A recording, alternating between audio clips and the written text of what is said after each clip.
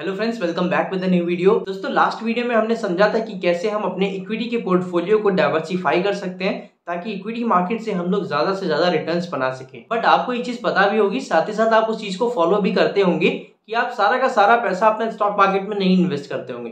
कुछ पैसा आप पीपीएफ अकाउंट में लगाते होंगे, कुछ पैसा आप गोल्ड में इन्वेस्ट करते होंगे, कुछ पैसा आप म्यूचुअल फंड में इन्वेस्ट करते होंगे। तो अलग अलग डिफरेंट डिफरेंट इन्वेस्टमेंट एसेट्स हैं, आप उनमें अपना पैसा इन्वेस्ट करते हैं। बट हमें किस इन्वेस्टमेंट एसेट में अपना कितना कितना पैसा इन्वेस्ट करना चाहिए, उस चीज को समझने के लिए आज हमारे साथ फिर से उज्जवल जी हैं, जो कि आज के इस वीडियो में हमको बताएंगे कि कैसे हम अपने टोटल इन्वेस्टमेंट को डाइवर्सिफाई कर सकते हैं। He is the founder of wealth culture, जो कि सेबी रजिस्टर्ड रिसर्च हाउस है।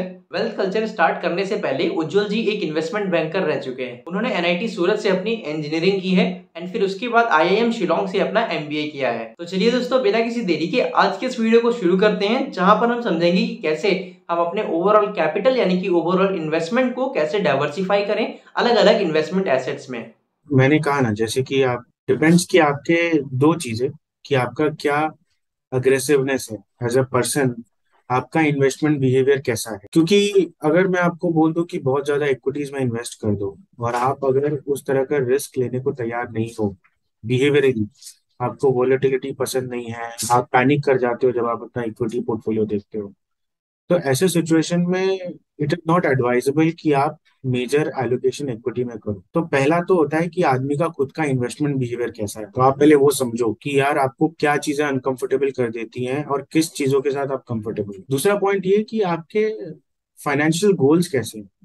जैसे आपके अपने बच्चों के लिए, बच्चों की पढ़ाई के लिए इन्वेस्ट करना है, जो कि लेट्स से 15-20 साल का गोल है कि जब वो इंजीनियरिंग कॉलेज में पढ़ेगा या एमबीए करने जाएगा तो उसके लिए मुझे इतना कैपिटल बनाना है, तो मैं आज से बनाना शुरू करता हूँ। दूसरा कि लेट्स से कोई गाड़ी खरीदनी है या 2 साल पे एक फॉरेन ट्रिप चाहिए हमें।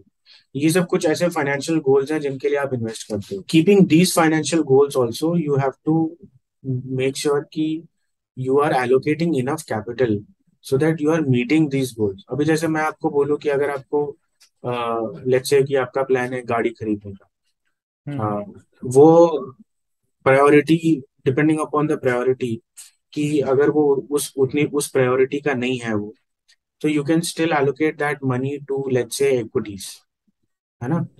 But if it is something जैसे कॉलेज का एजुकेशन फीस भरना है, अगले साल कॉलेज का एजुकेशन फीस भरना है, उसके लिए मेरे को लेट्स से 2-3 लाख रुपए चाहिए, so that cannot be postponed.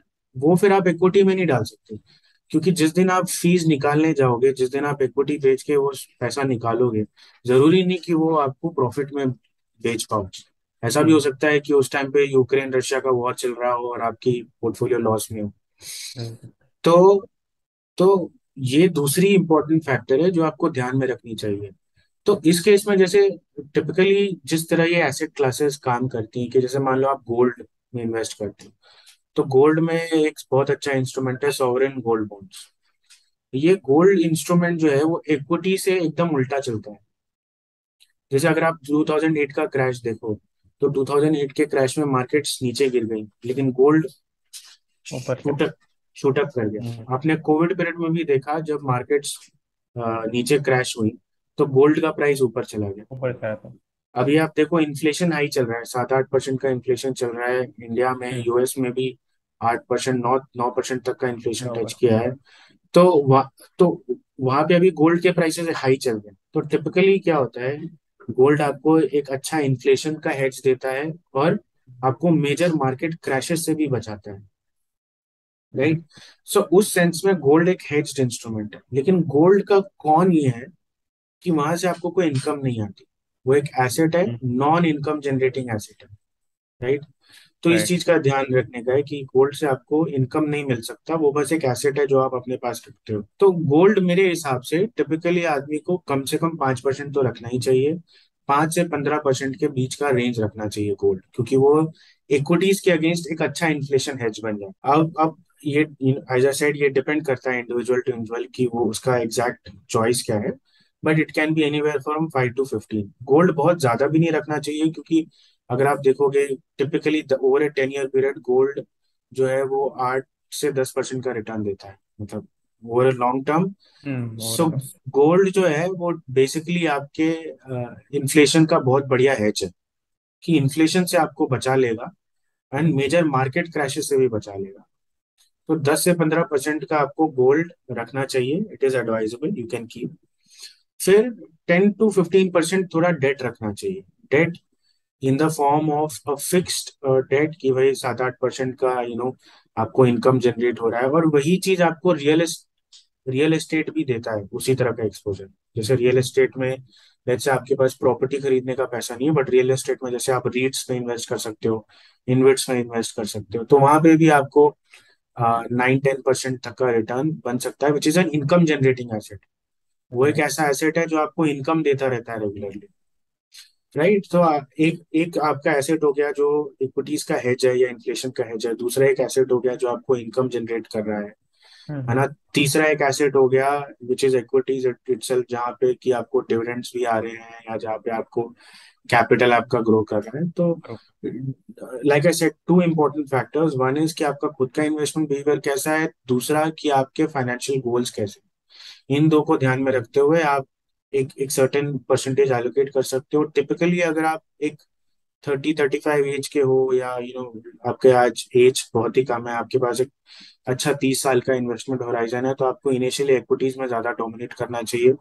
और जैसे जैसे आप अपने रिटायरमेंट एज की तरफ मूव करते हो, तो आपको वही चीज इक्विटीज से शिफ्ट करके या तो डेट की तरफ मूव कर देना चाहिए, या रियल एस्टेट की तरफ मूव करना चाहिए। You can also move that to gold. Is just that कि gold is not an income generating asset, right. And typically as you get closer to your retirement, आपको चाहिए होता है कि भाई आपके जो एसेट्स हैं वो आपको एक रेगुलर इनकम देते रहें रिटायरमेंट के बाद, है ना, कि आपको कुछ नहीं तो 7-8%, 10% साल का इनकम बस आ रहा है, and you don't have to worry about.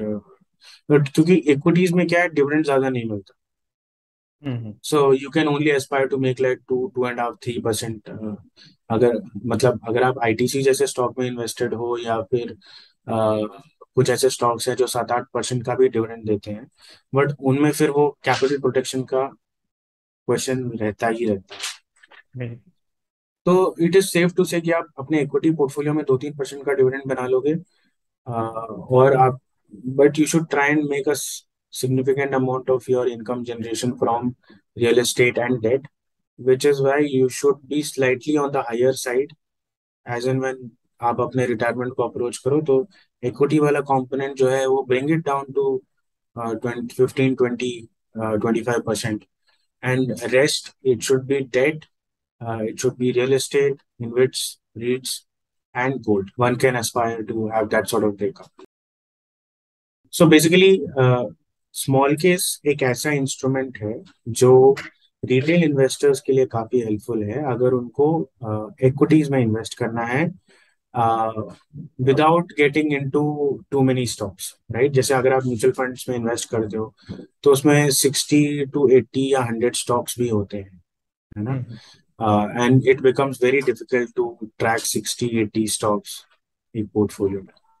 तो स्मॉल केस एक अच्छा तरीका है जहाँ पे 10 to 15 स्टॉक्स का एक्सपोजर ले सकते हो, जहाँ पे आपकी अंडरस्टैंडिंग बहुत अच्छी है, जहाँ पे आपका सारा जो इन्वेस्टमेंट थीसिस है वो बैठ रहा है कि नहीं, कंपनी भी अच्छी है, इंडस्ट्री भी अच्छा है, फास्ट ग्रो कर रही है, ग्रोथ भी है, प्रॉफिटेबिलिटी भी है, प्रमोटर भी अच्छा है।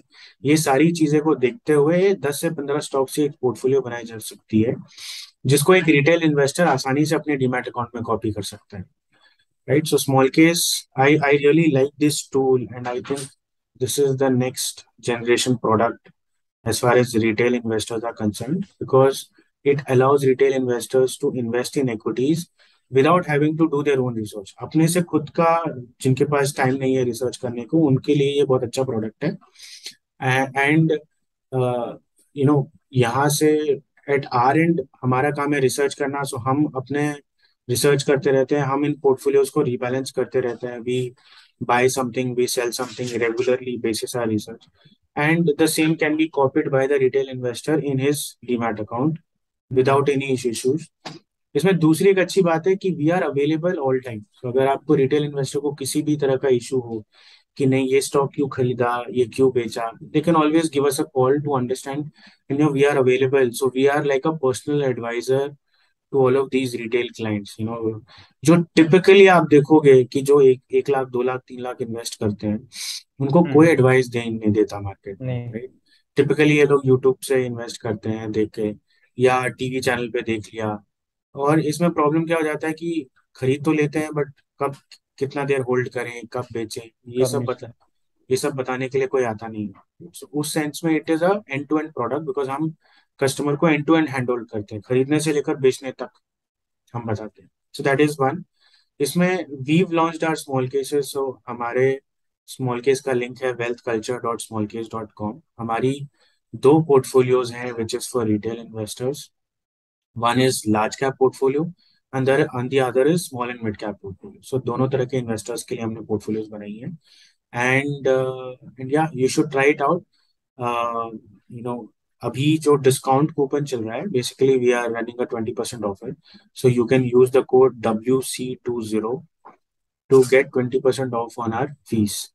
And the way we've structured is कि even if you're investing 1.5-2 lakhs, तो आपको ये फीस बहुत ही इकोनॉमिकल हो। बेसिकली हमारा पर्पस स्मॉल केस क्रिएट करने का यही है कि हम ऐसे हजारों लाखों रिटेल इन्वेस्टर्स को हेल्प कर सके पैसा बनाने के लिए, वर्सेस वो लोग परेशान होते रहें, कंफ्यूज होते रहें कि कहाँ इन्वेस्ट करें नहीं करें, right.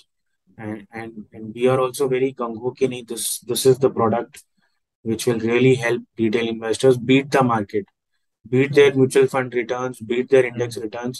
Because how else will you beat? अगर आप 60 70 80 स्टॉक्स का एक्सपोजर ले रहे हो, तो you are as good as the index, right. अगर आपको हम्म। बीट करना है, तो आपको थोड़ा सा कॉन्सेंट्रेटेड पोर्टफोलियो लेना पड़ेगा, 10 से 15 स्टॉक्स में ही लिमिट करनी पड़ेंगी अपनी एक्सपोजर।